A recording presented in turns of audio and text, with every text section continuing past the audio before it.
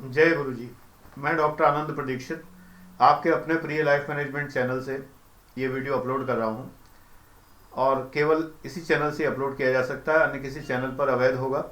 मेरी intellectual property है, तो ये मेरा ही वीडियो है। गुरु कौन?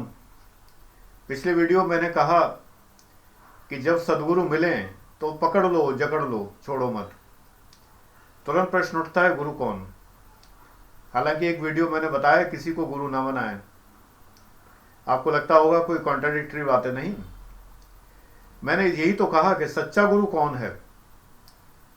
सच्चे गुरु की खोज करना बड़ा आसान भी है और बहुत कठिन भी है। अगर आपने समझा ही नहीं तो कठिन है, और समझ लिया तो बहुत आसान है।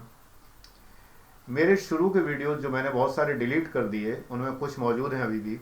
मैं हमेशा एक बात कहता था, गुरु कौन है? गुरु ग्रंथ साहब। मैं हमेशा गुरु ग्रंथ साहब में आस्था रखता हूं। सिख धर्म का गुरु ग्रंथ साहब नहीं, केवल परम पूज्य गुरु ग्रंथ साहब सिख धर्म के मुझे पूरी आस्था है, मैं पाठ करता हूं।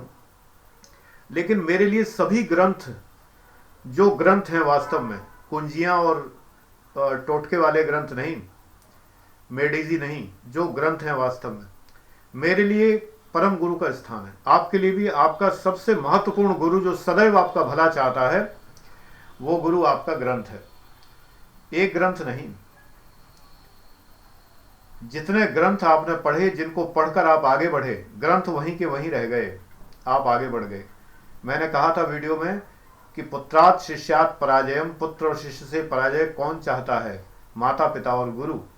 माता पिता वहीं रह जाते हैं, पुत्र अब आगे, पुत्र पुत्रियां आगे बढ़ के चले जाते हैं, गुरु वहीं रह जाते हैं, शिष्य आगे बढ़ जाते हैं। आप कभी याद कर लीजिए, बहुत सारी पुस्तकें जो आपने बचपन में पढ़ी हैं, पुस्तकें वहीं की वहीं हैं, आप बढ़ के बहुत आगे निकल गए। इसलिए सबसे परम गुरु आपका पुस्तक है। उन पुस्तकों का ज्ञान अपनी आत्मा में समा लीजिए, अपनी आत्मा को अपना गुरु बनाइए। ये मैं पहले बता चुका हूं, याद दिला रहा हूं केवल आपको। गुरु व्यक्ति नहीं, गुरु आपकी आत्मा। और आपकी आत्मा में ज्ञान कहां से आता है? संसार से और ग्रंथों से। इसलिए मैं हमेशा गुरु ग्रंथों को नमन करता रहा हूं।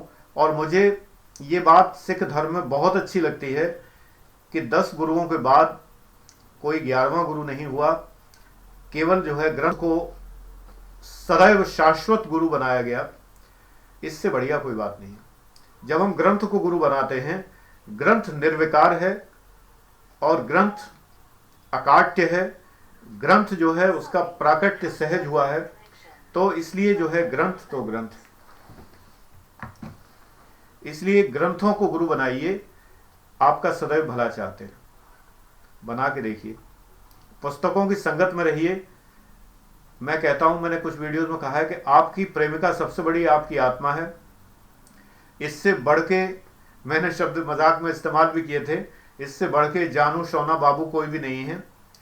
ये ऐसी प्रेमिका है, ऐसा प्रेमी है जो कभी आपका साथ नहीं छोड़ेगा। जीवन पर्यंत, मृत्यु तक, अंतिम सांस तक आपकी आत्मा आपके शरीर में आपका साथ नहीं छोड़ेगी कभी भी। बड़े बड़े प्रेमी प्रेमिकाएं, पतिव्रता पत्नियां, पत्नी व्रता पति, सब साथ छोड़ जाते हैं, लेकिन केवल एक ही चीज नहीं साथ छोड़ती, जो हमारी आत्मा है। इससे बढ़ के ना कोई प्रेमिका है, ना कोई प्रेमी है। आत्म प्रेम, स्वयं के प्रति प्रेम, स्वयं स्व आप ईश्वर का अवतार है। अहम ब्रह्मास्मि, आप ब्रह्म हैं, सभी ब्रह्म हैं। तो अपने से प्रेम करिए। जब आप अपने से प्रेम करेंगे तो संसार से करने लगेंगे। इवन मैंने अभी थोड़ी देर पहले पढ़ा था, बाइबल में भी ये बात थी कि शत्रुओं से भी प्रेम करने लायक बन जाएगी। ये बड़ा मुश्किल काम है, शत्रु से प्रेम करना। कहना बड़ा आसान है, हम शत्रु को उपेक्षा कर सकते हैं, करुणा कर सकते हैं। हमने बताया था मैत्री, मुदिता, करुणा, उपेक्षा, आप ये सब कर सकते हैं। लेकिन शत्रु से प्रेम करना बड़ा कठिन काम, क्योंकि वो तो घात लगाए बैठा हुआ मारने के चक्कर में, आपको नुकसान पहुंचाने के लिए। ये बड़ी ऊंची बात है कि जब शत्रु भी जब भूल जाता है। परमहंस योगानंद जी ने अपनी जीवनी में लिखा हुआ है, एक जगह, सर्प भी अपना काटना भूल गया और उनके गुरु के पास से निकल गया, पैरों के पास आके बैठ गया, और वो भूल गया कि वो सर्प है, वो सांप है, भूल गया। ये तो बड़े बड़े महापुरुष ही कर सकते हैं। हम और आप तो अभी सामान्य इंसान हैं। हम अपने अनुभव आपको बताते हैं, तो आप भी एक अनुभवी इंसान बन जाते हैं, बस इतना ही फर्क है। तो गुरु बनाइए ग्रंथों को, आत्मा को गुरु बनाइए, आत्मा को प्रेम करिए। God bless you, thank you very much.